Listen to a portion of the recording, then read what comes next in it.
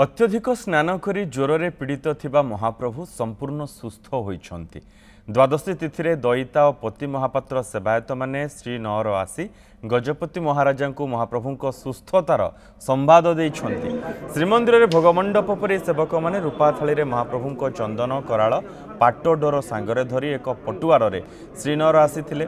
सेठारे गजपति महाराजा को दुर्लभ द्रव्य प्रदान करने सह चलित वर्ष रथयात्रा किभली सुरुखुरे संपादन हेब से नहीं आलोचना करथिले। अणसर घरे महाप्रभुंकर समस्त कार्य सुचारू रूपे चलीथिबा कहिसंती गजपति दिव्यसिंहदेव। गुंडीचा ठारू नीलाद्री विजे पर्यंत समस्त नीतिकांति सुचारू रूपे कराजिबानी समस्ते सजाग अछंती।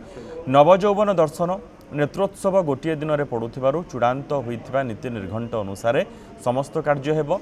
मोबाइल व्यवहार नहीं संपूर्ण कटकणा जारी करा जायछि। ठाकुरंक पहंडी विजे सह भल भावे भक्त जेभली रथ उपर महाप्रभुंक दर्शन करि पारिबे से उपर गुरुत्व दिया जायछि। गत वर्ष आड़प पहंडी समय रे जो अघटन हला ताहार तदंत पई कमिटी गठन होइथिला।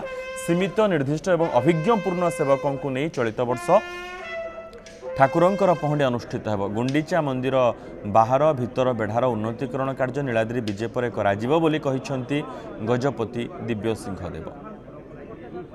आज आमर महाप्रभुंकर अणसर सेवा कार्य भितर महाप्रभुंकर राजप्रसाद विजय श्रीनगर को आमर दयिता भाई माने पति महापात्रे राजप्रसाद नहीं सूचना नहीं आसिले जे महाप्रभु मानकर श्रीमंदिर रे अणसर कार्यक्रम बहुत सुंदर भाव चली ठीक समय चली एवं आम समस्ते अपेक्षा करूँ श्री गुंडीचा यात्रा को महाप्रभुंकर आमर समस्त सेवक भाई मान सहित श्रीमंदिर प्रशासन जिला प्रशासन बारंबार आलोचना सबू हो सारी।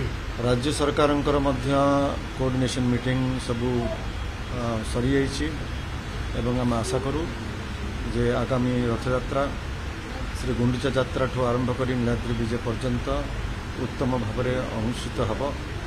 महाप्रभुंकर यात्रा से निजे ही करती सेवक मानकर कार्य है संपूर्ण समर्पित भाव में भक्तिर सहित महाप्रभु सेवा करवा आ प्रशासन सबुजाक आनुषंगिक व्यवस्था करती।